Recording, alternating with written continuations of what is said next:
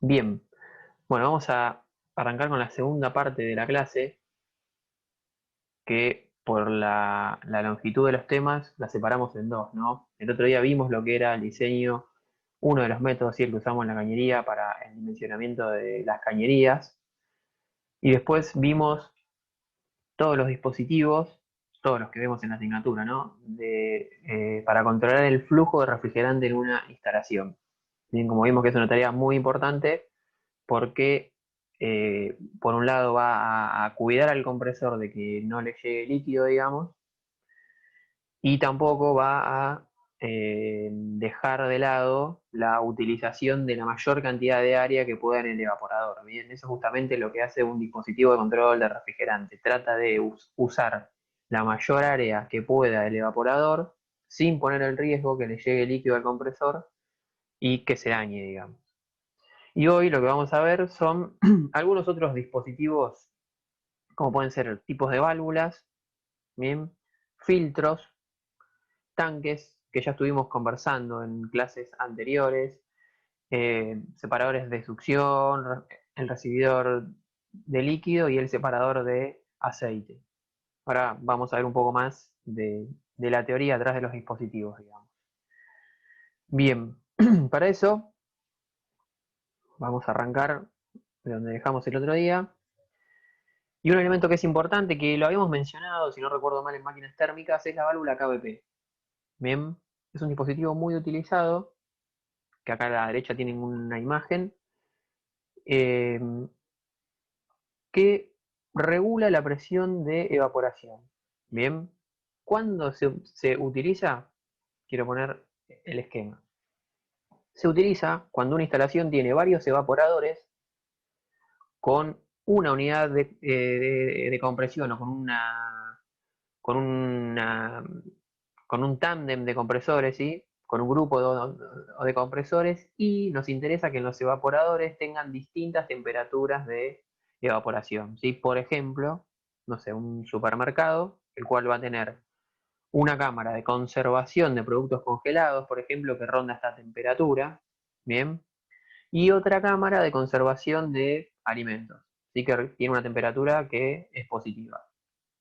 Si este dispositivo, que es el que está en el círculo este amarillo, que es la válvula KBP, no estaría colocado, como la línea de aspiración es única, los dos evaporadores tendrían la misma presión de refrigerante y por ende la misma temperatura de refrigerante. ¿Sí? La temperatura de la superficie del evaporador sería la misma para las dos salas, digamos, o cámaras. Bien, por eso es que se coloca esta válvula KBP, cuyo objetivo es mantener una temperatura constante en la superficie de un evaporador, al menos. Bien, en el caso que tengamos una unidad de compresores o varios compresores con un colector en común, ¿sí? La cámara que va a ir, digamos, de manera colocada sin una válvula KBP es la de menor temperatura. Y toda la línea de aspiración tiene esa temperatura o la presión de saturación que le corresponde a la temperatura esa. Bien, pero si no colocaríamos el dispositivo este acá, bien, esta temperatura del evaporador también sería -20. Uno puede, con algún sistema de control, bien, tener una temperatura cercana a 0 grados Celsius en la cámara. El tema es que el delta T entre el aire de la cámara y el refrigerante es muy importante en esa cámara. ¿Sí? Y no sé si se acuerdan ustedes, pero de alguna manera, en la clase que viene lo vamos a ver, es uno de los parámetros que intervienen en la selección de los evaporadores, es el delta T que existe entre el refrigerante y el aire de la cámara. Si ese delta T es muy importante, tiende a secar mucho o a hacer que la humedad relativa del aire de la cámara baje mucho. Y si es un producto que está expuesto, como puede ser algún tipo de fruta o verdura, puede causarle daños a baja humedad o carne, ¿sí? Entonces, en esos casos es recomendable colocar una válvula KBP, que lo que va a hacer es cerrar el paso de algún modo de vapor para que la presión que reine en el evaporador o en los evaporadores de una temperatura más alta sea la que corresponde y mantenga un delta T. Bien. Estas válvulas tienen una entrada, una salida, y por la parte que en esta imagen está en la parte de arriba, digamos, tiene una tapa y si se saca esa tapa hay un tornillo con el cual uno puede regular la presión para la cual la válvula va a abrir, digamos. Bien. Bueno, otra de las características es que es modulante, bien, o sea, va dejando pasar el vapor para mantener una presión o una temperatura que el usuario fija con el tornillo de regulación. Bien, también tienen una conexión para conectarle un manómetro y uno poder regular con el tornillo la presión justamente que le interesa en él o en los evaporadores de una temperatura más alta. Bien, es decir, que lo que hace es evitar eh, una presión baja en los evaporadores que el usuario quiere tener con una temperatura de evaporación más alta para el caso que se maneje con un compresor o varias unidades de compresión únicas, digamos. ¿Bien? Este es el objetivo de la válvula KBP. La imagen que está acá es de Danfoss, ¿bien? Que es uno de los fabricantes más reconocidos de este tipo de dispositivos, digamos. Yo le colgué en la plataforma, Danfoss tiene toda una serie, una línea de dispositivos que se llama KB. Bien, la que vimos antes es la KBP, ahora vamos a ver la KBR. Son dispositivos que regulan la presión en algún punto de la instalación, la mayoría, ¿sí? Fíjense, el dispositivo que ellos nombran como KBR, ¿bien? Tiene como objetivo regular la presión en el condensador. La KBP lo hacía en el evaporador. La KBR lo hace en el condensador. Esto que está acá es una captura del documento que yo les colgué hace un rato en la plataforma, ¿sí?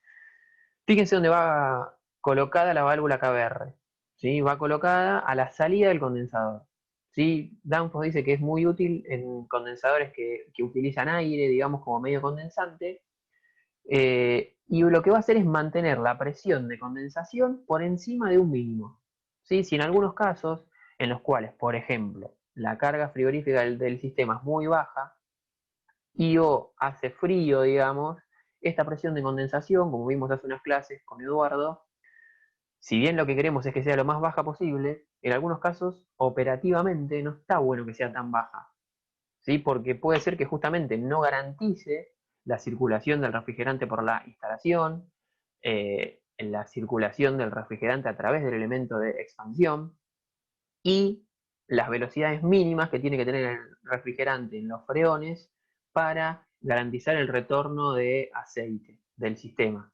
¿Bien? Entonces, básicamente lo que hace es, cuando la presión en el condensador baja, cierra el paso, digamos, entonces el condensador como que se comprime o se infla, digamos, y una vez que se alcanza la presión para la cual se reguló el dispositivo, abre otra vez. ¿Bien? Mismo principio de funcionamiento, digamos, que tiene una válvula KBP, pero colocada esta vez para regular la presión del condensador, digamos. Bien. A su vez, el esquema lo que muestra es un dispositivo que Danfoss lo llama como NRD, ¿sí? Que es un dispositivo que cuando hay una diferencia muy importante entre la descarga del compresor, ¿sí? Y el recipiente acumulador de líquido, permite un paso de gas a alta presión y temperatura para presurizar el recipiente y de algún modo como que ayuda a la circulación del líquido en el sistema. ¿Bien? Para que sepan que existen varios dispositivos de la línea KB. ¿Bien? KBL, otro más, en este caso va a regular la presión de aspiración, o sea, parecida a la válvula KBP, pero la válvula KBP se utiliza cuando uno tiene varios evaporadores con una central de compresión. En este caso, la válvula KBL lo que va a hacer es impedir el funcionamiento si la presión de evaporación es demasiado alta. Bien, ¿cuándo puede darse eso? Y por ejemplo, después que uno, ¿sí? Todavía no lo vimos bien a esto, pero el otro día comentamos y vimos una diapo que uno de los métodos de descongelamiento, bien cuando un evaporador se bloqueaba por hielo, porque tenía una temperatura de evaporación negativa, y encima la temperatura de la cámara era negativa, uno de los métodos, el más utilizado a escala industrial, es la inyección de gas caliente en el evaporador. Bien, y eso hace que la presión del evaporador sea alta y la temperatura del evaporador sea alta. Entonces, para proteger al compresor posterior a ese ciclo, esta válvula KBL va restringiendo el paso, digamos, para que la presión, ¿sí?, de aspiración no adquiera un valor alto, por decirlo de algún modo. Bien, yo sigo si no tienen dudas. Yo tengo una duda, pero Dale, Guido. no es con respecto a la válvula justamente. No Cuando importa, dale. decís que se le inyecta gas caliente, Sí, es por afuera de los tubos, ¿cierto? Como que, digamos, se los rocía con gas caliente por afuera o es por adentro. No entendí bien eso. bien, buena pregunta. En realidad vos pensás que cuando yo digo gas caliente es el refrigerante mismo, es decir, se toma refrigerante que sale del compresor a alta presión y temperatura y en vez de llevarlo al condensador, se lo vuelve hacia el evaporador que uno quiera descongelar. Bien, y como es el refrigerante, tiene que ir por adentro de los tubos. Si no, tendríamos una fuga de refrigerante, digamos. Claramente eso lo vamos a volver a ver la semana que viene con más detalle. La semana pasada lo vimos muy por arriba. Se restringe, se cierra el paso de refrigerante a través del dispositivo de expansión y se tiene otra cañería por la cual se trae hacia ese evaporador gas de la salida del compresor. Se lo hace pasar por el evaporador, por el interior de los tubos, que adquieren una temperatura alta, porque es gas que sale del compresor, y lo descongela rápidamente. Bien. Y se Juan, vuelve a dirigir. Sí, Edu. sí. Esta válvula, para los que empezaron a leer el apunte de Danfoss, en la parte de compresores, aparece tal cual lo que está describiendo Juan, ¿sí? Para evitar que nos arranque cuando hay alta presión en la operación, el compresor no se sobrecargue. Claro, ¿Sí? exactamente. Así que bueno, Guido, la respuesta a tu pregunta es, va por el interior de los tubos. Bien. La semana que viene, Listo, gracias. no de nada, lo vamos a volver a ver. Hay una válvula de esta serie KB que se utiliza para regular la capacidad también. Fíjense cómo funciona. Acá tenemos el compresor, el condensador, y fíjense que se hace como un bypass, ¿sí? A la salida del compresor se conecta una conexión con la entrada y se intercala esta válvula KBC. ¿Sí? En algunos casos, de algún modo, esta válvula, si esta presión de aspiración, ¿bien?, es muy baja, porque por ejemplo la carga que está tomando ese evaporador es muy baja, ¿sí?, y el compresor no tiene una manera de modular, digamos, para que la presión de aspiración no descienda de un mínimo, que el usuario reguló esta válvula, lo que va a hacer es permitir el paso de gas a alta presión hacia la entrada del compresor. Es una manera de regular la capacidad, pero no es eficiente esta manera. Porque piensen que hay una masa de gas que está dando vuelta acá, el compresor la está comprimiendo y está consumiendo energía para hacer eso. O sea, desde el punto de vista de la eficiencia, esta no es la mejor de las soluciones. Pero bueno, operativamente es una solución sencilla que permite o que evita que la presión de aspiración descienda en momentos en la cual la carga del sistema es baja. Bien. Eh, Nada más que eso, esa es la función de la válvula KBC. Bien. KBD, esto es otra manera, ¿sí?, de garantizar una presión mínima en el recipiente, en el recibidor de líquido.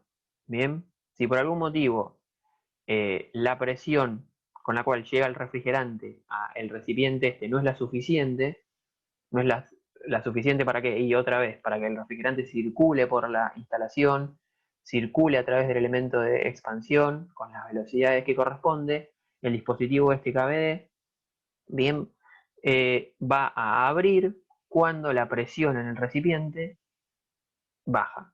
Cuando esta presión baja del valor que se reguló el dispositivo, permite el paso de refrigerante a alta presión de la salida del compresor hacia el recipiente y lo presuriza de alguna manera. Bien, fíjense que dice acá que también, bueno, en este no, pero está en el apunte también cumple de algún modo, pero de una manera más precisa lo que antes, lo que en la primera de las diapos estaba con el NRD, ¿sí?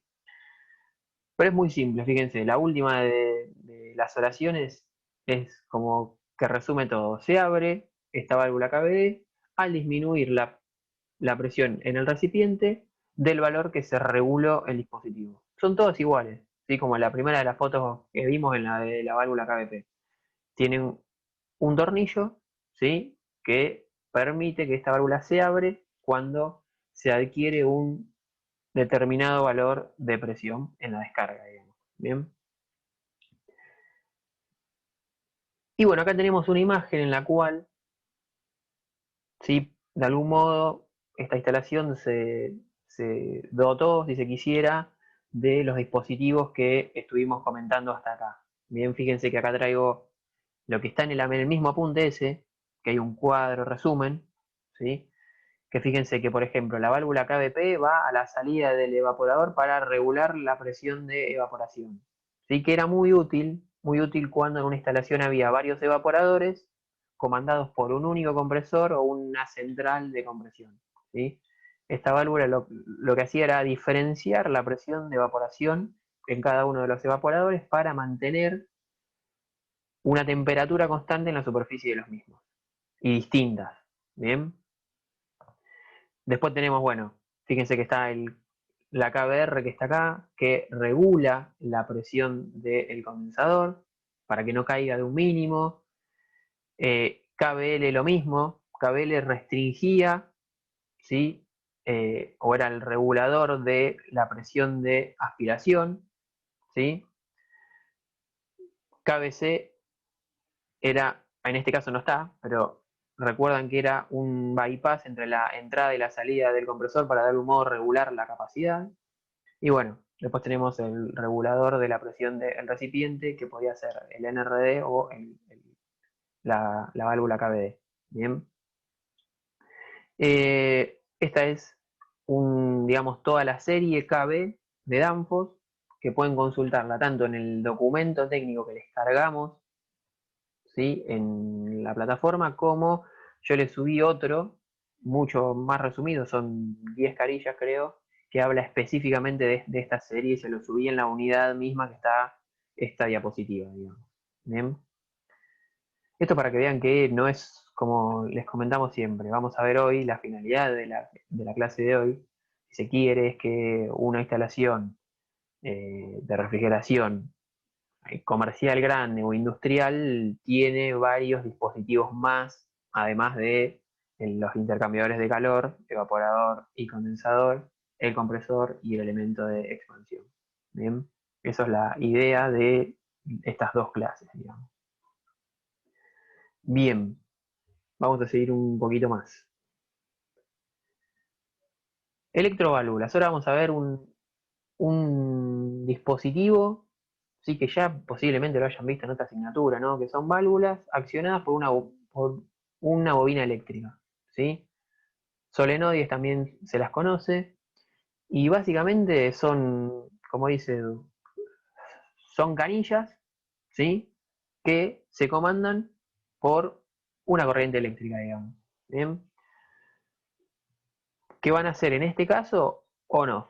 Es decir, o están o cerradas o abiertas. Esto permite, por ejemplo, alimentar, como vimos con Eduardo la otra vez en las otras clases, cuando uno tiene un control por presión y temperatura, bien, la electroválvula, o el termostato, mejor dicho, el termostato manda una señal a una electroválvula que es de esta índole, que abre el paso de refrigerante al evaporador. Bien, esto no modula, o está abierta al 100% o está cerrada del todo. Bien.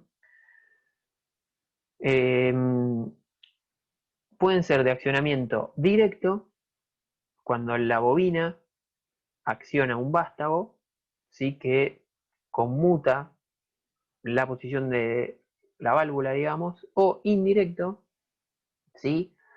cuando en que se usan válvulas más grandes, ¿sí? Porque piensen usted que si el tamaño de la válvula es importante, ¿sí? El flujo magnético que tiene que crear la corriente para que mueva un vástago de una válvula grande también tiene que ser muy grande. Entonces, en esos casos se usa lo que se conoce como accionamiento indirecto. Así que eso mueve un vástago chico, bien que por una diferencia de presión mueve un vástago principal, que es el que permite la conmutación de la válvula. Bien. Pero en este caso, en los casos de las que son de accionamiento indirecto, se requiere una presión mínima que permita la conmutación del émbolo principal, digamos. Bien. Pero bueno, lo importante para nosotros, vamos a ver más adelante una aplicación, es que estas válvulas se comandan eléctricamente y están muy buenas para hacer automatismos, obviamente. ¿Sí? Bien. Válvulas de 4 vías. Vamos viendo otro tipo de válvulas que se usa en instalaciones. Bien. Inicialmente estas válvulas se las utilizaba, que se las sigue utilizando muchas veces, para lo que es el método de descongelamiento por gas caliente. Bien, es decir, invertir el flujo de circulación en los evaporadores. Pero tal vez hoy en día, si el mayor campo de aplicación o la mayor utilización que tengan los dispositivos es en los aires acondicionados que son frío-calor, son las encargadas de intercambiar la función de los intercambiadores de calor, digamos. Y como ustedes ya saben, un aire acondicionado cuando funciona en modo calor, bien, en el interior de la habitación está el condensador y en el exterior está el evaporador, contrariamente a lo que sucede en verano, digamos, o cuando el aire está refrigerando la sala. Bueno, esa inversión se hace a través de esta válvula de 4 vías, bien, que también es una electroválvula que conmuta y realiza la inversión del ciclo, digamos. Bueno, son válvulas que se construyen de una manera que no se permita, ¿sí?, la conmutación incompleta, por decirlo de algún modo. Y estas que estamos viendo acá, fíjense que son para freones, porque están todas construidas en cobre y se construyen para todos los refrigerantes. Bien, es una de las cosas que hay que tener en cuenta al momento de seleccionarlas, como la capacidad también, obviamente. Fíjense que ahí está lo de la capacidad que les comentaba. Válvulas de aislamiento. Es un dispositivo que es muy utilizado en instalaciones de refrigeración. Fíjense que pueden ser o manuales, ¿sí?, que el usuario tiene que ir a accionarlas, o también comandadas por una bobina, o sea, una electroválvula, como vimos antes. ¿Por qué digo que son muy utilizadas? Porque tienen grandes ventajas, ¿sí? Lo que va a hacer estas válvulas de aislamiento otra vez es estar o cerradas o abiertas la mayoría de las veces. Bien, es decir, o interrumpen el paso de refrigerante o lo abren del todo. Y eso va a permitir, ¿sí?, por un lado, si hay si hay que intervenir el circuito de refrigeración para reemplazar algún dispositivo, por ejemplo, el elemento de expansión o algún filtro, ¿sí?, seguramente va a tener válvulas antes y después del dispositivo que se cambia con una cierta frecuencia, y eso evita en instalaciones de un tamaño importante que se pierda una gran cantidad de refrigerante.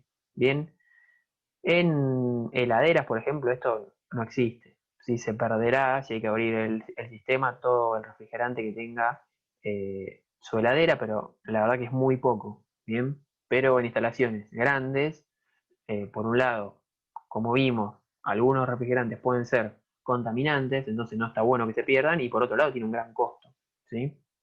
Entonces se utilizan para interrumpir en caso de haya que intervenir el sistema. O también, en el caso de que alguna parte del sistema tenga algún inconveniente, ¿sí?, uno puede, con estas válvulas, aislarlo y que el resto de la instalación siga funcionando sin ningún problema. Bien. Por eso se usan bastante, y además porque es un dispositivo muy simple y el costo no aporta prácticamente a la instalación. Bien. Y bueno, lo que ya charlamos, pueden ser o manuales o accionados por una bobina eléctrica. Bien, filtros. Acá empezamos un poco más, algo con un poco más de teoría, digamos, no tan descriptivos. Los filtros van a estar en todas las instalaciones de refrigeración y tienen varias funciones. Por un lado, van a retener sólidos, sí que pueden ocurrir o pueden estar en el sistema, digamos, por no limpiar bien cuando se intervino al sistema, se cortó una cañería o se soldó, ¿bien? Humedad, que la humedad generalmente, y como ya saben, ingresa junto con el aire, que pues hay dos puntos, digamos, en los cuales, o dos maneras en las cuales la humedad puede ingresar a un sistema de refrigeración. Una es cuando no se hizo un vacío eh, correcto, digamos, posterior a una apertura del sistema, porque no se sacó todo el aire. O la otra, como vimos, que los aceites del tipo sintéticos son muy amigos del agua o higroscópicos, ¿sí? Entonces, cuando uno ingresa uno de esos aceites al sistema, si está contaminado con agua, está ingresando agua también. ¿Bien? Y después, distintos tipos de sustancias, como pueden ser ceras, eh, barnices, ácidos, lodos o resinas, que estos se van a formar, ¿sí?, en el funcionamiento del sistema, en un inadecuado funcionamiento del sistema, digamos, por la reacción, por ejemplo, de el refrigerante con alguna parte o el lubricante con alguna parte del sistema, o la reacción entre el lubricante y el refrigerante puede ser que forme algún tipo de esta sustancia. No es lo más normal, porque si se selecciona todo de la manera a que corresponde, eso no debería pasar, pero puede pasar en algunos casos. ¿Bien? Entonces tiene que haber filtros que retengan todo esto. ¿Bien? Porque pueden, por ejemplo, los sólidos pueden causar daños o desperfectos en los elementos de expansión o en el compresor, en las partes móviles del compresor. ¿Sí? La humedad lo mismo. Piensen que el elemento o uno de los elementos en los cuales se da la menor temperatura del sistema es en el elemento de expansión, justamente. Si hay agua, puede ser que se congele al atravesar el dispositivo y bloquee el paso de refrigerante. ¿Sí? Entonces, básicamente va a haber dos filtros, como vamos a ver ahora. ¿Sí? Creo que está acá. Filtros para la línea de succión, filtros que van a estar previo al compresor, cuya función principal es retener los sólidos, ¿sí? Y filtros de la línea de líquido, que van a ir previo al elemento de expansión, cuya función principal también es retener sólidos, pero lo principal es capturar la humedad que pueda estar dando vuelta en el sistema. Bien. Vamos a ver más adelante que para seleccionar un filtro vamos a tener que tener en cuenta el refrigerante, obviamente, que tenga esa instalación, la capacidad de refrigeración que tiene el sistema, es decir, las toneladas de refrigeración o los kilowatts, ¿bien? Y las capacidades de retención que se requiera, digamos, ¿sí? Es decir, los micrones de ese filtro. ¿Bien? También otra posibilidad es seleccionarlos mediante el caudal de refrigerante que va a atravesar el dispositivo, pero va de la mano con la capacidad de refrigeración. ¿Sí? Fíjense que acá tenemos algunas imágenes, filtros muy pequeños para soldar, que son los que pueden estar, por ejemplo, en las heladeras, ¿sí? Y ya filtros un poco más grandes, estos pueden estar en instalaciones del tipo comercial. ¿Sí? Fíjense que los primeros son de soldar y los segundos de abocardar. ¿Sí? Y vamos a ver en las diapos que siguen que también hay filtros. Estos tres tipos, digamos, que están acá, son descartables. ¿Sí? Cuando se interrumpe el sistema, cuando se abre el sistema, y se cambian. Una buena práctica es cambiar los elementos, los filtros. Y en este caso, como son herméticos o sellados, se descartan y se pone un elemento nuevo. Bueno, vamos a ver cada uno de los tipos. ¿Sí? Filtros de la línea de succión. Como dijimos, la función principal iban colocados previo al compresor, ¿sí? Y la función principal es retener los sólidos o las impurezas que puedan estar dando vuelta en el sistema.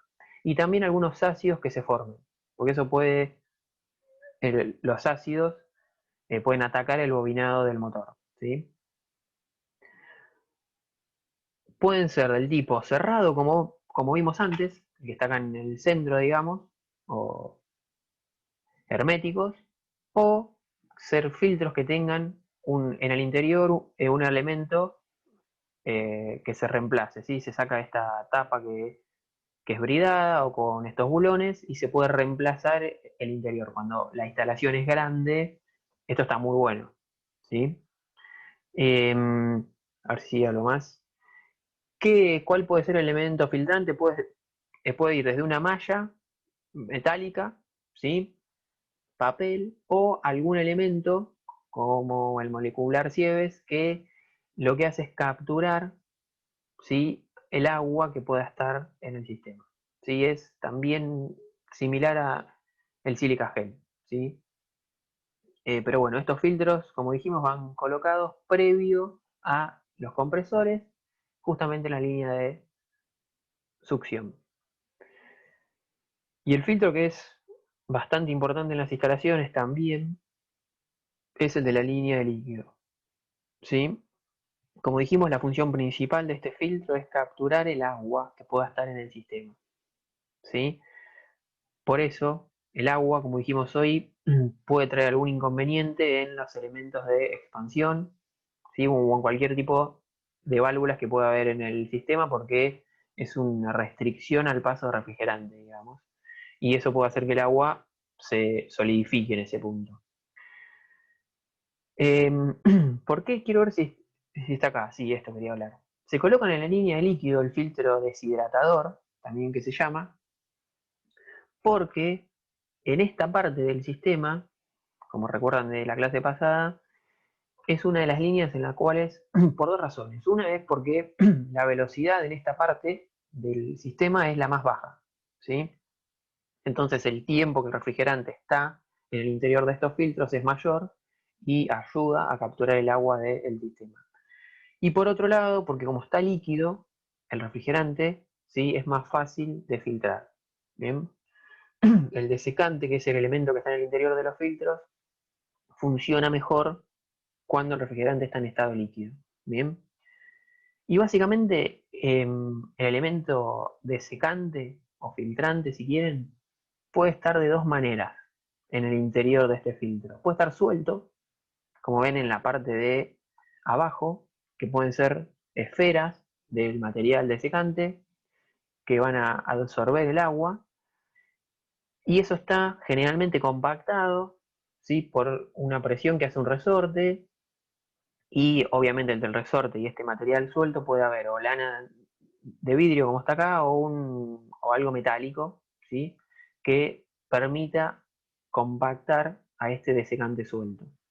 O también puede ser, ¿sí? Un núcleo moldeado como vimos en las anteriores, es decir, un material que esté fijado por el fabricante en el interior que va a justamente retener la mayor cantidad de agua principalmente que tenga la instalación, ¿sí? Puede ser alúmina, sílica gel, cualquier tipo de material que sea capaz de retener agua, digamos. Bien, estos son básicamente los dos filtros que puede haber en una instalación de refrigeración. Caracterización. Esto algo estuvimos hablando. Estuve viendo y la verdad que varios de los fabricantes argumentan que no hay una norma estricta sobre cómo caracterizar los filtros. Bien.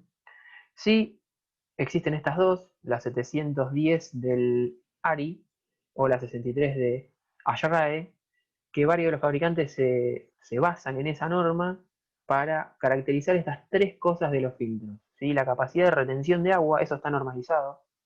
¿Sí?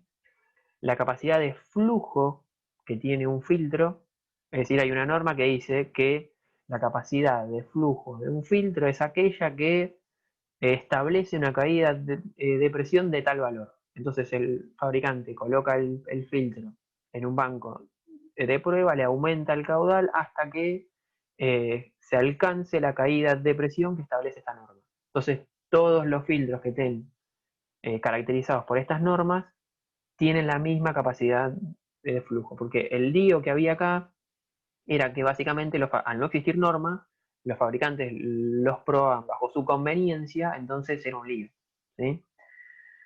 Y obviamente la seguridad, que es, bueno, hasta qué presión es capaz de soportar el elemento filtrante de manera segura, digamos, ¿bien?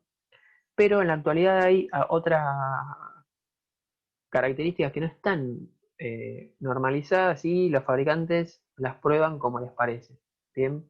Como puede ser la capacidad de retener ácidos, de ceras, ¿sí? La filtración de partículas no está normalizada.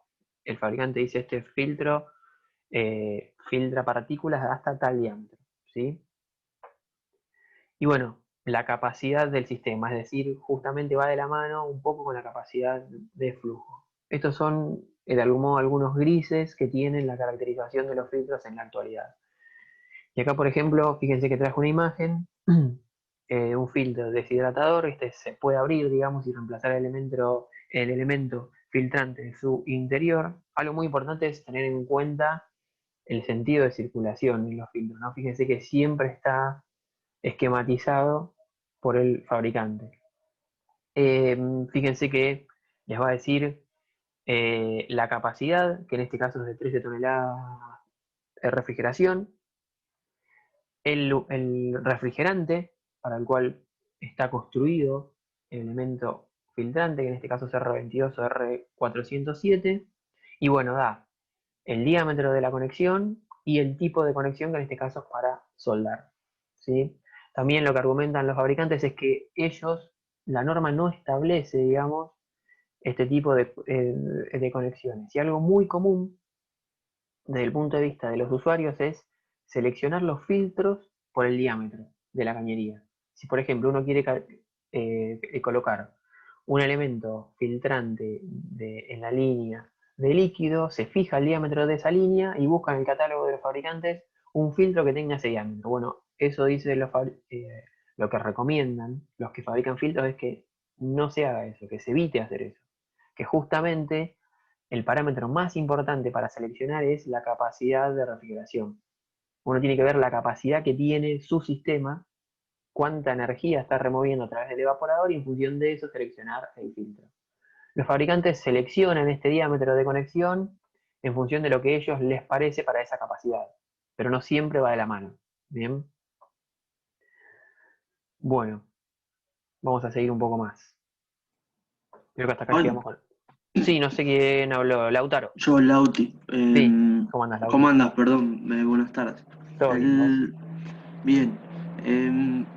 Ahí para tener un poco idea de magnitud de pérdida de carga en filtros, obviamente depende de cada instalación, ¿no? Pero veo que hay varios puntos en un ciclo de refrigeración que requieren eh, filtros. Eh, Imagino que todo eso es pérdida, caída de presión, digamos, que hay que compensar en compresores. Totalmente. Cada dispositivo que se ponga en el circuito va a traer una pérdida de carga asociada.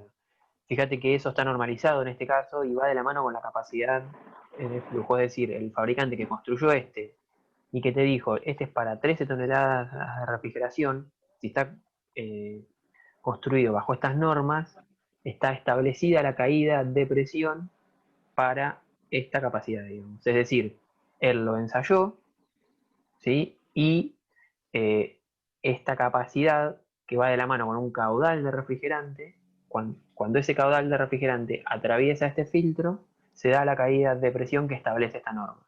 ¿Bien?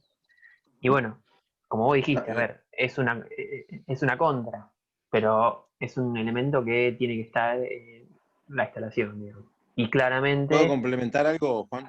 sí, Edu, y claramente ese delta P, digamos, lo va a tener que dar el compresor.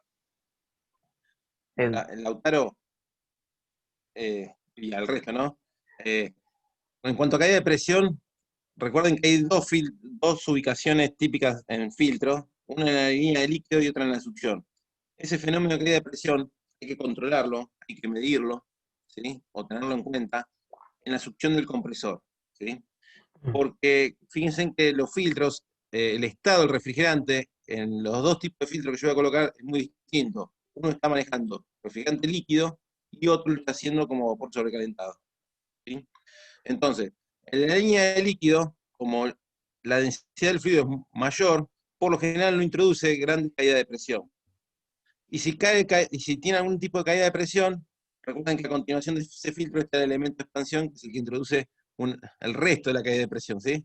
O sea, de alguna manera trabajaría como una expansión parcial del refrigerante que a continuación va a sufrir una caída de presión mucho mayor, ¿sí? Por si fuera una válvula termostática, un capilar o otro control de flujo. Claro, tal cual. En cuanto a presión, el filtro que está en la aspiración del compresor, ese sí influye en el comportamiento de la máquina, ¿sí? Porque acuérdense, cuando vimos compresores y el rendimiento volumétrico, bueno, la caída de presión hace que el refrigerante se expanda y el rendimiento volumétrico del compresor también se ve afectado, ¿sí? Fíjense cómo, según de cada tipo de filtro, si hablamos de línea de líquido o de aspiración, hay consideraciones que hay que tener en cuenta en un tipo y en otro no, ¿sí? Pero básicamente es por el estado del refrigerante que atraviesa ese filtro y dónde está ubicado. Claro, Claro. Y, el de la línea de perdón, líquido, la caída de presión me beneficiaría en parte, entonces. No, es como que no te afecta tanto, digamos. en el funcionamiento de la máquina como lo hace el filtro de succión, Ok, Ahora, sí, ¿sí? está claro. yo quiero agregar Y una aparte la cosa. velocidad del flujo, del fluido, no es tan alta en la Claro, línea de líquido, claro, ¿sí? Porque está mucho más denso el refrigerante en ese punto, ¿sí? Bueno, claro. Mm, Claro, y solo para redondear esto, si un filtro, digamos, genera una caída de presión importante, es una evidencia, digamos, de que está tapado de algún modo. ¿Sí? Entonces, de que hay que reemplazarlo. Por un lado. Y por otro lado, si bien el filtro de la línea de líquido eh, genera una caída que con respecto al elemento de expansión, como que no afecta demasiado. Piensen ustedes que nunca puede generar una caída tal, o no debería generar una caída tal, que a la salida haya vapor.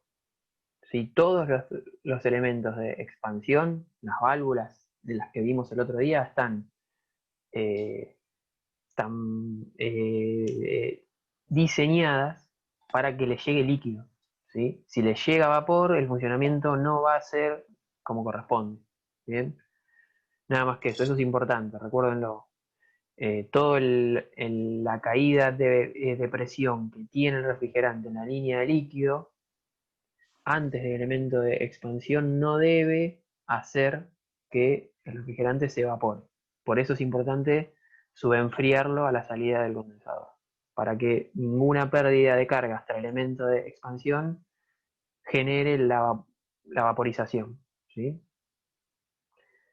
Bien, sigue un poco más. Fíjense que acá traemos, como siempre nos gusta, una tabla, ¿sí? de selección de filtros. Fíjense que va a figurar varias de las cosas que mencionamos. El refrigerante, para lo cual pueden funcionar estos filtros, ¿sí? La capacidad de secado en kilos de refrigerante. De algún modo va de la mano con la capacidad que tiene el sistema, con la capacidad de refrigeración que tiene el sistema. Y fíjense que en este caso, la capacidad de secado, fíjense que varía de un refrigerante a otro. Y esto va de la mano con cuál higroscópico es un refrigerante, es decir, un refrigerante que tenga más afinidad al agua o menos afinidad al agua. ¿Sí? Si un refrigerante es muy o tiene poca afinidad con el agua, cuando hay una poca cantidad de agua en el sistema, va a a salir de la mezcla del refrigerante y ese agua hay que capturarla, porque puede solidificarse, como vimos, y traer los inconvenientes que conversamos. Entonces, en función del refrigerante, de la afinidad que tenga ese refrigerante con el agua, fíjense que es la capacidad secante que va a tener el filtro. ¿Bien? Y bueno, y fíjense que están, en este caso, la capacidad está basada en la norma que le dijimos hoy, en las 710 del ARI, fijando temperaturas de evaporación, de condensación y, lo que el auto preguntaba, la caída de presión en el filtro. ¿Bien? Es decir, esa es todo lo que uno tiene que tener en cuenta al momento de seleccionar un filtro. ¿Bien?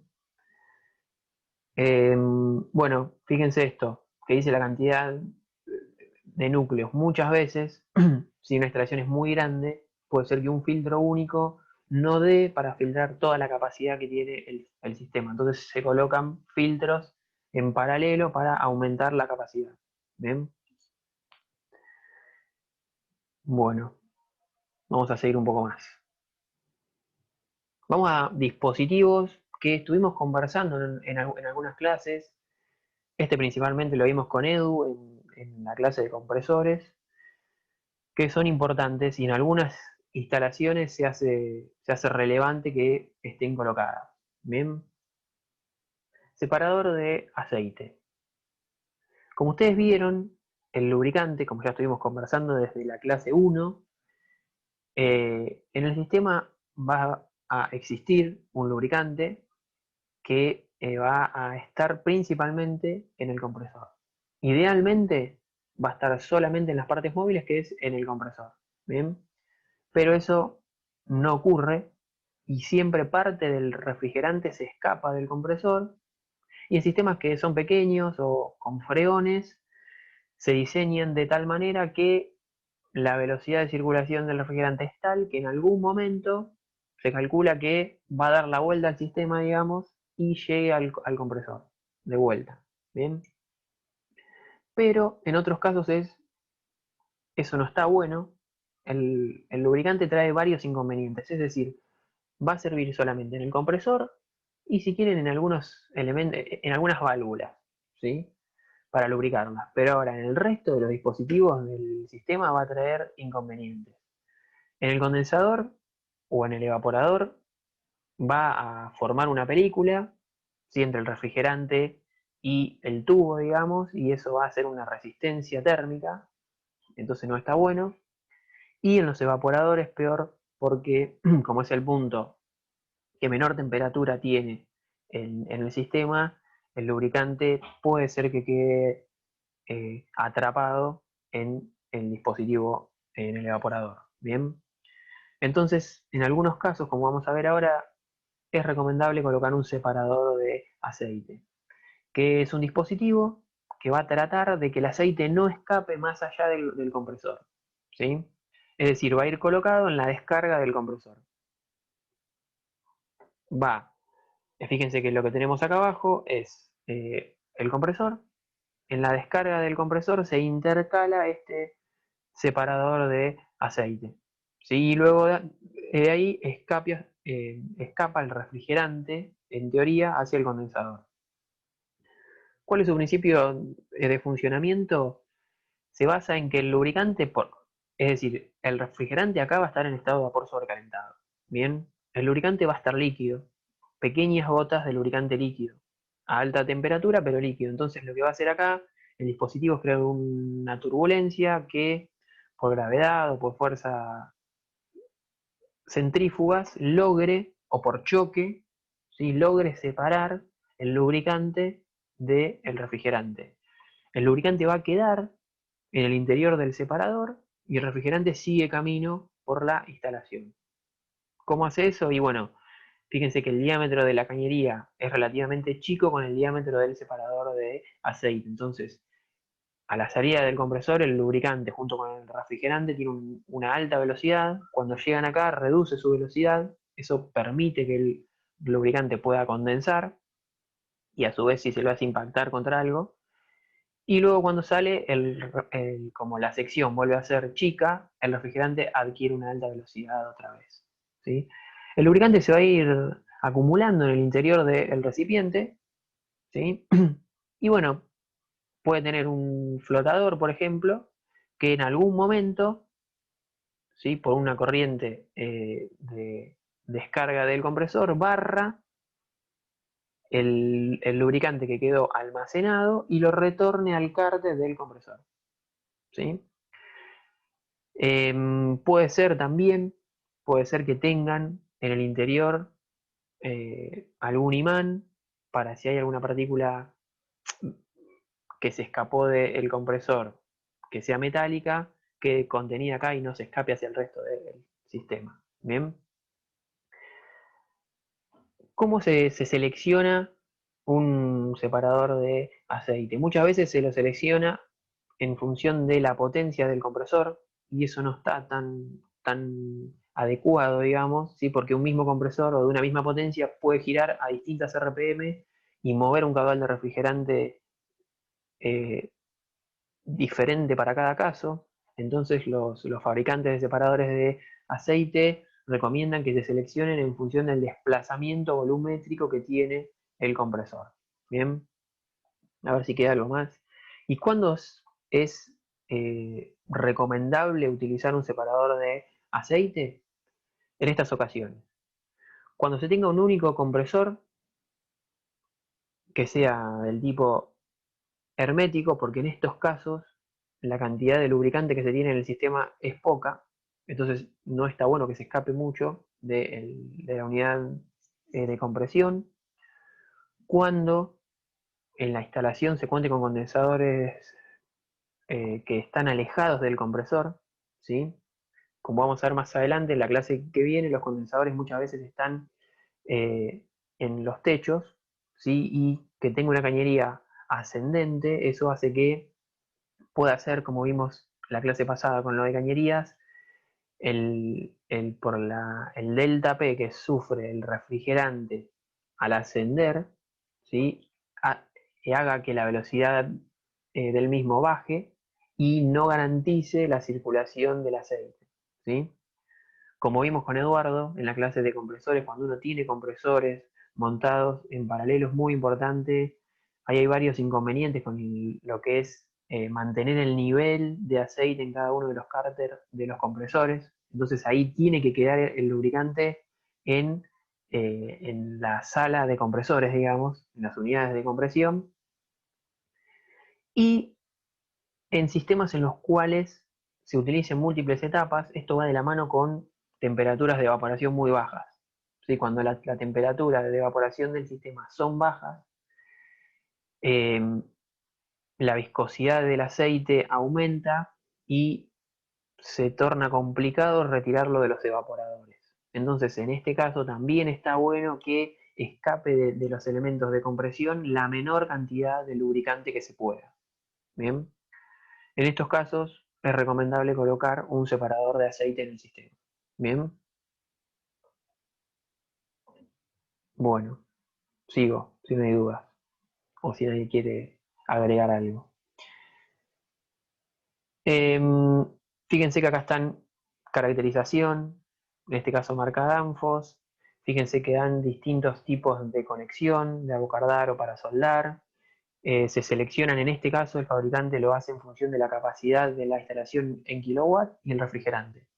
Bien, muy simple. Con esos dos parámetros uno puede seleccionar en los separadores de aceite y bueno, da algunos datos sobre los códigos y los tipos de conexiones que tengan los dispositivos. Bien. Que además de las conexiones de entrada y de salida, tienen una conexión para en lo que es el retorno de aceite al cárter del compresor. Algo muy importante. Bueno, seguimos. Separador de succión. Otro dispositivo que lo hemos nombrado o acumulador de succión, ¿sí? Este caso, como su nombre lo indica, ¿sí? Va a ir colocado en la línea de succión, es decir, entre el evaporador y el compresor. Bien. La finalidad es, si por algún caso, digamos, atípico, escapa líquido del evaporador que el mismo no llegue al compresor. Bien, entonces su función es interceptar el líquido que sale del evaporador evitando que llegue al compresor. ¿Sí? Fíjense que acá abajo tenemos dos esquemas y acá tenemos una imagen, una foto real. ¿Sí? ¿Cómo van a funcionar? Ahí, como dijimos, el lugar donde va colocado. Vamos a ver primero cómo funcionan. Básicamente existen de dos tipos. Quiero ver si están acá, ¿no? No están. Están los que se conocen como tubo en U, ¿sí? Que es este. Que fíjense, la salida del evaporador va acá a la entrada, ¿sí? Fíjense que hay un deflector que impide que el refrigerante que ingresa al separador eh, escape rápidamente, porque fíjense que la salida está acá, pero como tiene este tubo en U, justamente toma de la parte superior del recipiente. ¿Sí? Si este deflector no estaría, puede ser que el refrigerante que ingresa salga rápidamente por este tubo y no se acumule en la parte inferior el líquido que puede haber llegado a el recipiente. ¿Sí? Fíjense que tienen, entonces, bueno, cuando ingresa el refrigerante, el líquido va a ir hacia la parte inferior del dispositivo por gravedad y la salida va a tomar de la parte superior, es decir, que siempre va a tomar refrigerante en estado de vapor. Pero si se fijan bien, tiene dos orificios, uno acá y otro acá, ¿sí? Que van a ir creando una succión, digamos, para ir llevándose lentamente y de manera, eh, si se quiere, medida, el líquido, sin que eso perjudique a el compresor. ¿Bien? Y después tenemos los de tubo vertical, que son el que está acá a la derecha, que va a funcionar más o menos de la misma manera. La entrada está acá, no en la parte superior, sino en un nivel medio, digamos, y la salida, fíjense que toma de la parte superior. Otra vez, si por acá ingresa algo de líquido, va a ir en la parte inferior, ¿sí? Y el refrigerante en forma o en estado de vapor se acumula en la parte superior.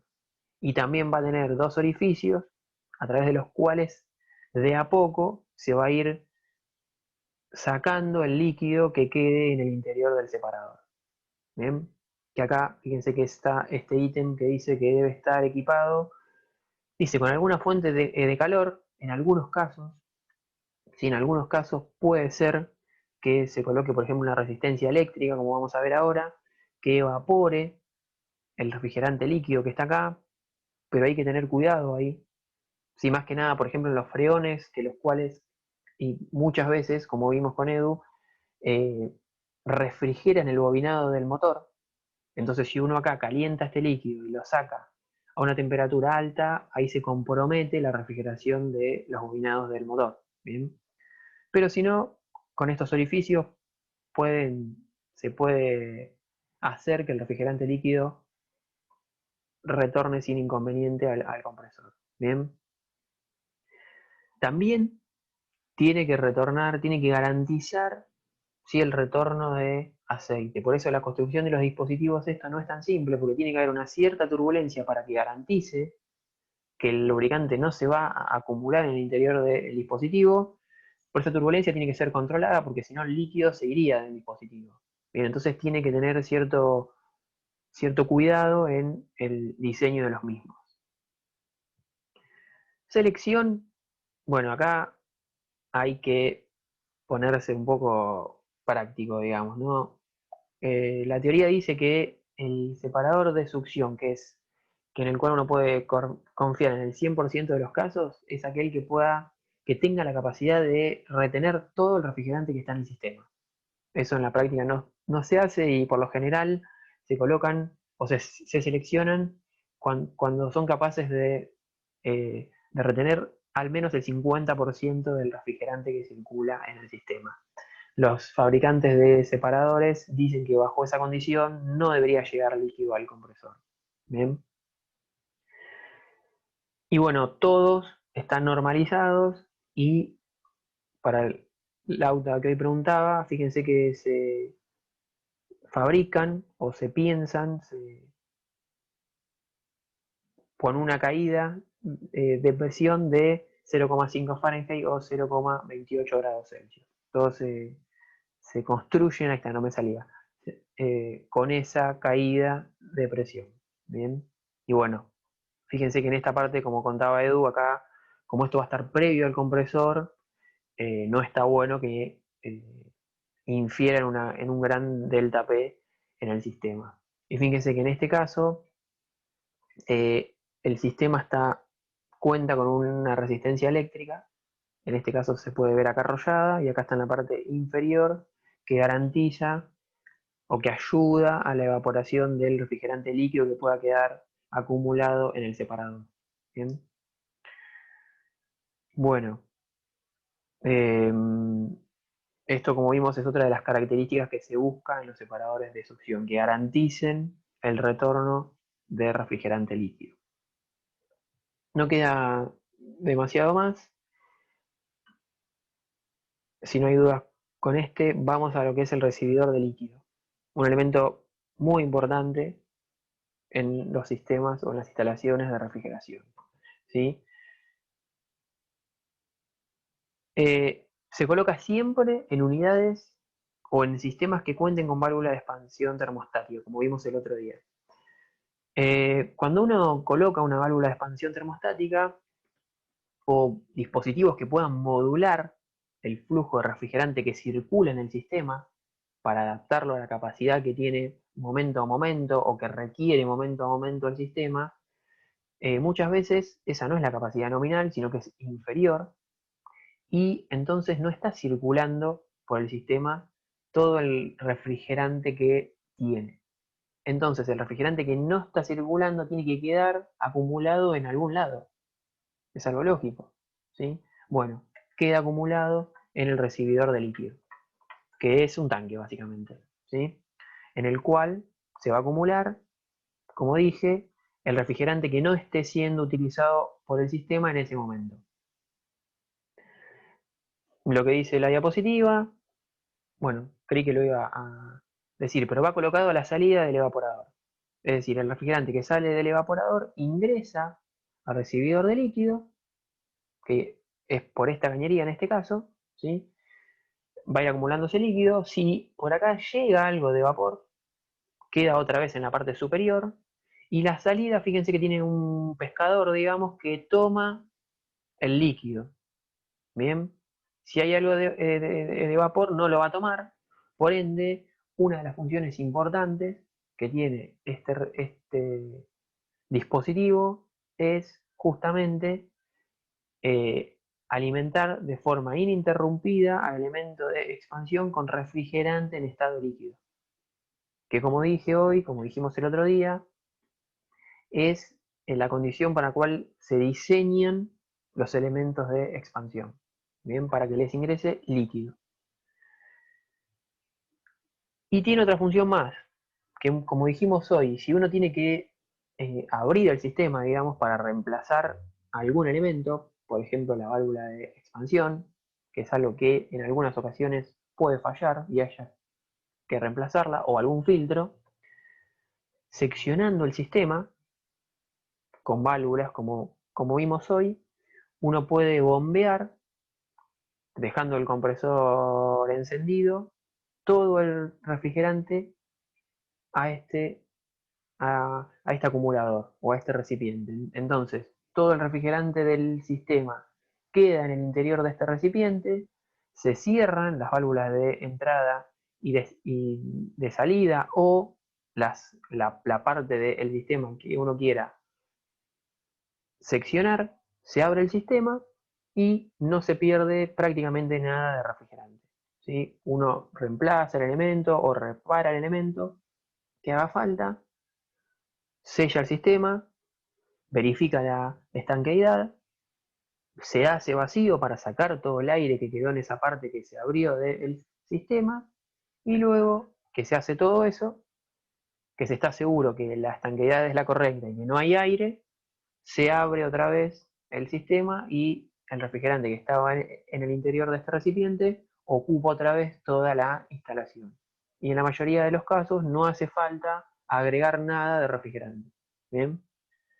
Eso está bueno desde el punto de vista ecológico y económico, como vimos hoy. Bueno, creo que no hay nada más. Hasta acá llegamos con lo que es la clase de hoy. Así que bueno, vamos a cortar con esta grabación.